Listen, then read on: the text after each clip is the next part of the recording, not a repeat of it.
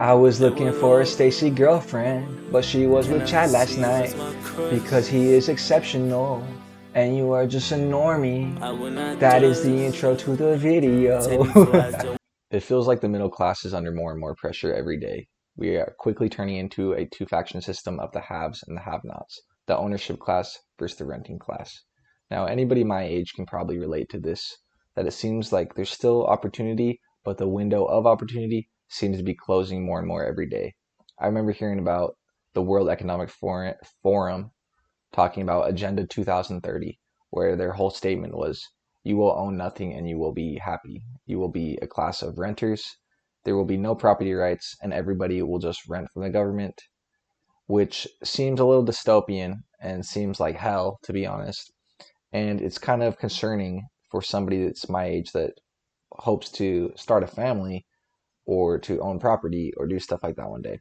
Now, I don't want to be all negative and I don't want to just be a complainer and a doomer, but it does seem like you have two paths nowadays. You have exceptionalism or you have abandonment. So you can either become a business owner or an entrepreneur and reach the pinnacle of society and join that ownership class, or you can abandon it. You can stop trying. You can cope with alcohol and drugs and porn and be out of shape and really put no effort and just give up really and just say, you know what, it's a rigged game and I don't want to try anymore. And unfortunately, the cards seem to be stacked against people, especially young people, where the amount of effort that people want to put in seems to be dwindling.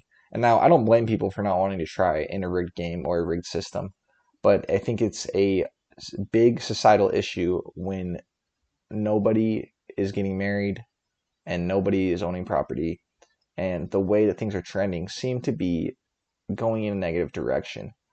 I don't want to be too doomer, but I also don't want to live in ignorance. I want to be aware of what is happening. The great thing about the middle class is that it gives people a stepping stone to reach the upper echelons. It gives people belief in the American dream that if they work hard, that they can own property, that they can have a house, they can raise a family, they can invest, and they can continue to the top, and they can live a nice retirement and live a fulfilling life and relax and see their children and their posterity grow up and they can enjoy the fruits of their labor. But when you don't have the middle class, when it's getting stretched thinner and thinner, and you just have the haves and the have nots, there really is no upward mobility. There's no way for somebody to go from the bottom to the top. And basically, you're just born into slavery and you have no hope of ever improving your life circumstances, really. I see an issue with this because not everybody can be exceptional. That is the nature of exceptionalism, is that only a few can be at the top. That's also the nature of average. Not everybody can be above average. Just by definition, 50% of people are going to be below average and 50% of people are going to be above average. And so when you make it so the average person can't afford basic needs, and if you look at Maslow's hierarchy of needs, you can see at the bottom we're going to have like food, water, shelter, clothing, sleep, your basic stuff. Shelter is your most valuable need. Now, people, obviously, if you are renting a place, you have a place to live. It's not like you're out on the street, and so that need is met. But then if you look at the next one up, safety and security, pretty far down on the list, pretty important to what a human needs is your property and your family. And if people don't have a base investment of a home or something that they can call their own, it makes it very, very difficult to start families. And we're seeing a breakdown in birth rates, we're seeing a breakdown in marriages, we're seeing a breakdown in family. And when you have people that aren't forming families, it makes them more vulnerable to become a consumer. I don't want to get too far off. I can talk about consumerism in depth in another video, but really just seems like you have two choices now. And if you want to try to meet your needs, you need to take the path of exceptionalism. So you can either give up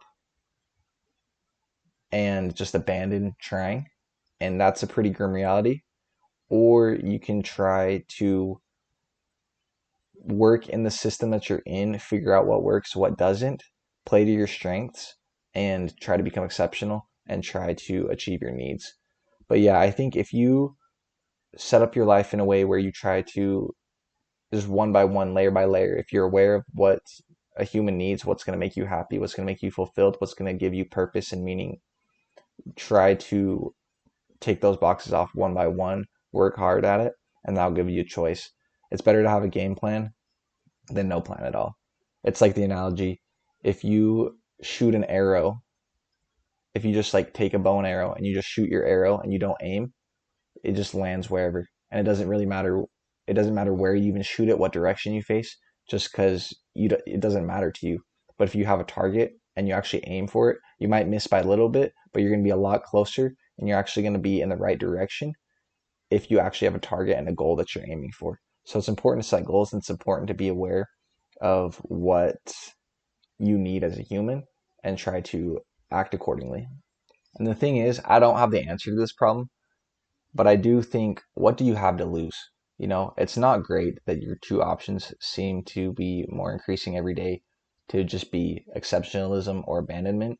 But what do you have to lose by trying? You know, there might be some people watching this video that actually have something to lose. But as I've been reflecting on my life over the last couple of months, I really am thinking, what do I have to lose? I don't own like barely anything.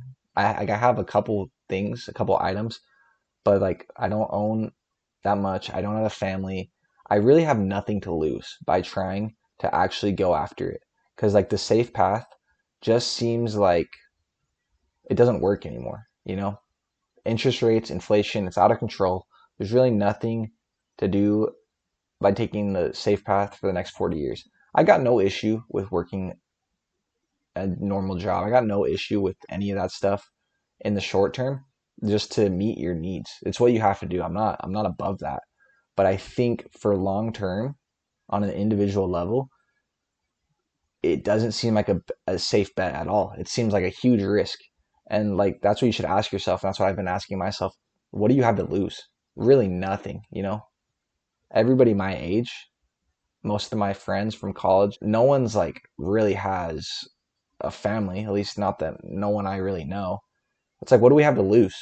You know, I maybe know a couple people that are doing really well, but most people seem like they're just kind of drifting through life. And that'd be my message is you really probably have nothing to lose. So you might as well go for it. You might as well try. And let's say you spend your 20s and you're a failure and you wake up 28, 29, 30 years old, you still have time. You still have time to make it work.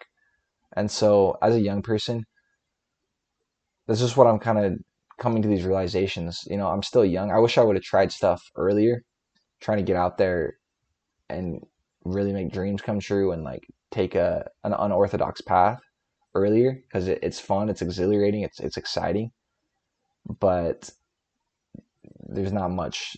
I really don't have much at stake, you know. I guess like yeah, my future is at stake, but I don't have anything to currently lose, you know. And if I fail, I'll still be in the exact same position, you know. If you were born in the boomer generation where you could get houses for $6,000, $10,000, you know, then you have all this stuff to lose. It's harder to go after it and take an unorthodox path. And you know what? The unorthodox way is exciting. It's exhilarating. And so you just got to take it one day at a time.